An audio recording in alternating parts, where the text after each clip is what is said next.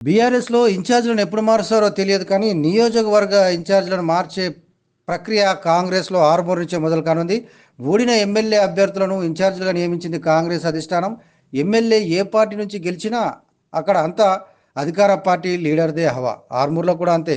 ఇక్కడ బీజేపీ నుంచి పైడి రాకేష్ రెడ్డి గెలిచినా తానే ఎమ్మెల్యేనని ఇన్ఛార్జ్‌గా ఉన్న వినయ్ రెడ్డి ఇక్కడ చలామణి అవుతూ వస్తున్నాడు. వినయ్ మరీ మితిమీరి అరాచకాలు చేయడం, బెదిరింపులు, బ్లాక్మెయిలింగ్లకు పాల్పడడం అంతా ఇష్టారాజ్యంగా మార్చేశాడు ఆర్మూర్ను. ఆ పార్టీలోనే అతగాడికి తీవ్ర వ్యతిరేకత ఉంది. ఆర్మూర్ నుంచి అనేక ఫిర్యాదులు ఇప్పటికీ అధిష్టానానికి కూడా చేరాయి. ఈ క్రమంలో ఇన్ఛార్జికి ఎట్లా చెక్ పెట్టాలా అని పీసీసీ చీఫ్ మహేష్ కుమార్ గౌడ్ అవకాశం కోసం ఎదురుచూస్తున్నాడు. ఇదే సమయంలో మున్సిపల్ ఎన్నికలు రావడం, వినయ్తో పాటు ఇక్కడ సీనియర్ లీడర్గా ఉన్న ఏబి శ్రీనివాస్ చిన్నాకు అభ్యర్థులను కేటాయించే టాస్క్ను పెట్టాడు మహేష్. అయితే ఇద్దరిలో ఇచ్చిన టాస్క్లో చిన్న తన సత్తా నిరూపించుకోగా వినయ్ చతికిలబడ్డాడు.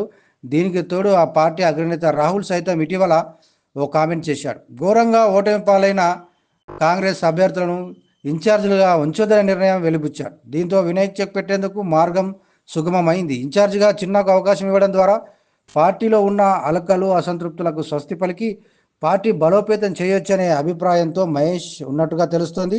పార్టీ పటిష్టంగా చేసుకొని భవిష్యత్తులో తాను ఇక్కడి నుంచే ఎమ్మెల్యేగా పోటీ చేసేందుకు కూడా రూట్ క్లియర్ చేసుకోవాలనే ఆలోచన ఉన్నట్టుగా ప్రచారం జరుగుతోంది. ఇన్ఛార్జిగా చిన్నాను నియమిస్తే తాను అనుకున్న విధంగా పార్టీ పటిష్టత జరుగుతుందనే ఆలోచనలో మహేష్ ఉన్నాడు.